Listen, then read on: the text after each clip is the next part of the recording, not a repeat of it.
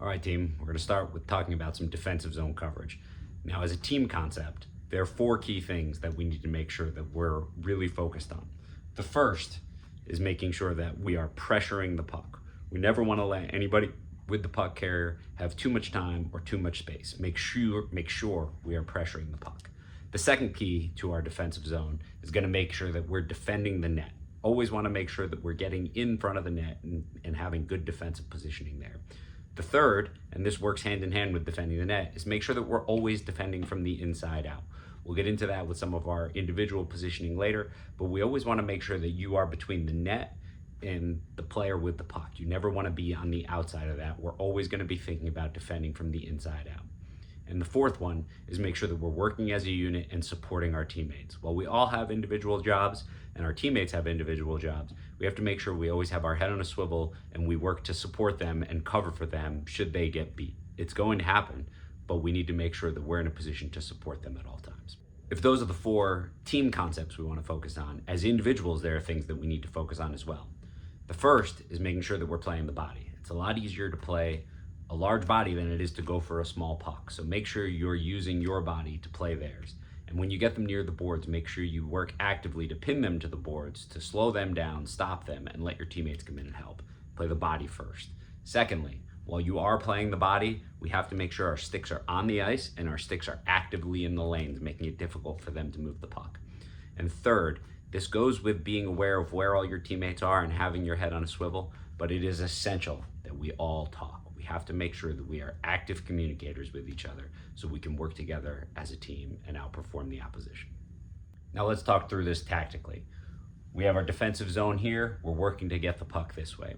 We're going to start with transition. What happens when the puck is dumped into our zone? How should we retreat into the zone? From there, we're going to move into what we do when the other team is set up and we're working to play against them in a 5-on-5 situation.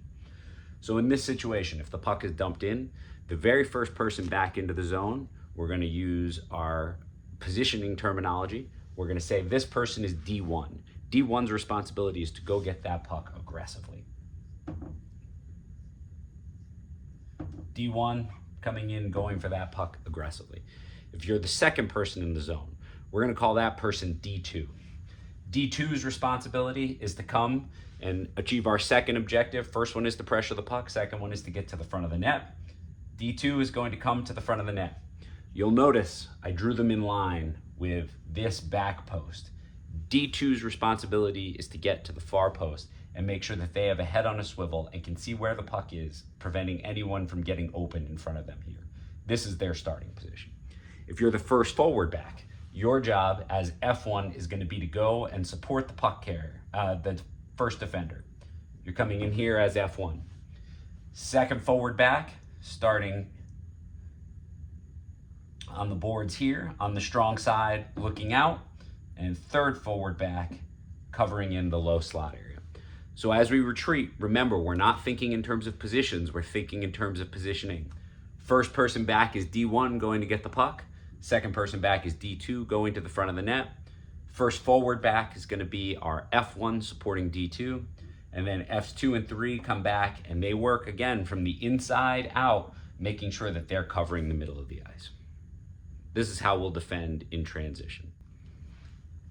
Now here on the whiteboard, I've turned this into a 5-on-5 situation. I've gone ahead and drawn the 5 players on the opposition. They'll likely have one player on the puck with another player supporting.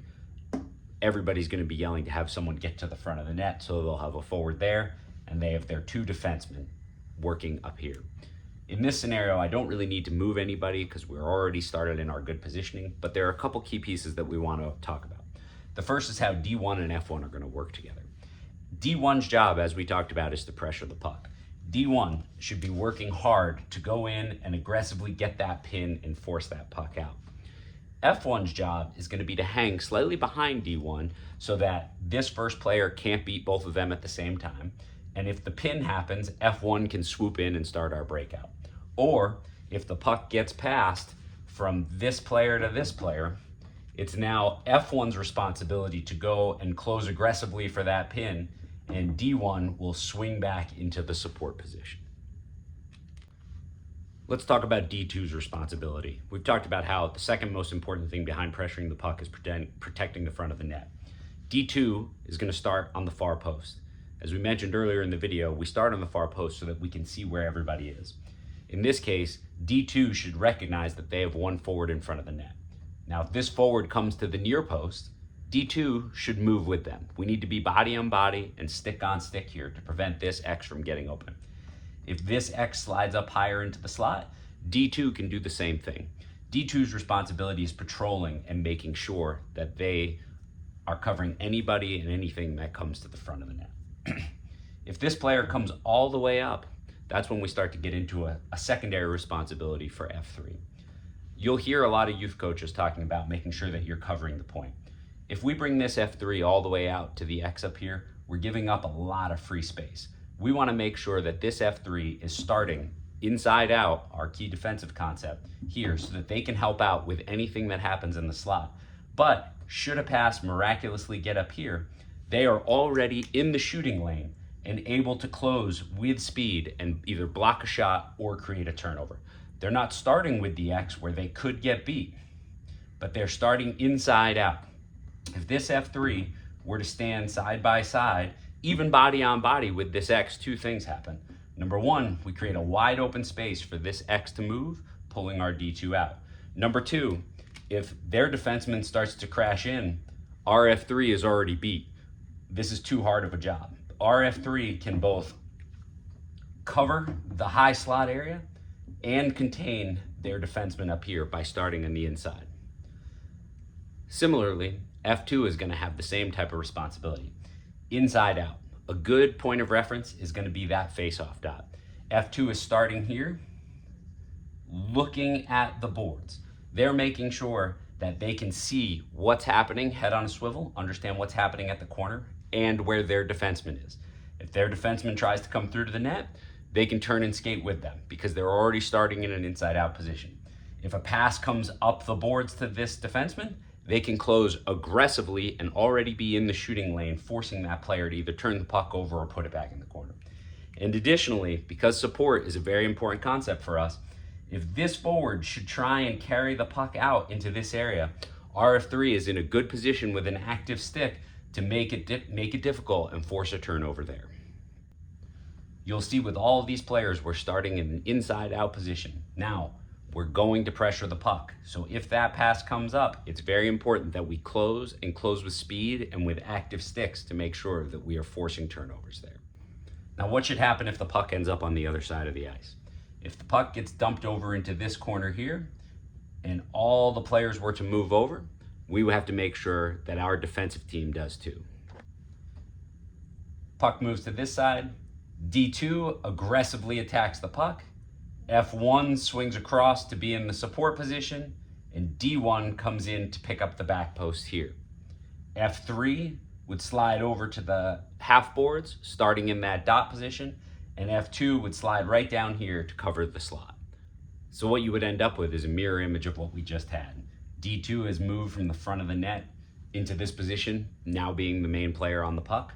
F1 has come across to be in support. D1 now assumes the back post position. F3 has slid over and is now facing the boards this way, playing an inside-out spot here. And F2 is in this position here to make sure that they're helping out in the high slot and starting in the shooting lane, preventing their defenseman from getting the puck. So in closing, it's important that, number one, we're always pressuring the puck. Number two, we're defending the net first. Number three, we're working from the inside out. And number four, we're always working to support each other. And as individuals, it's important that we make sure that we play the body first before the puck. Number two, that we have our active sticks, so any passes that are shots that they look to make are going to be contested. And number three, we're actively talking to work together.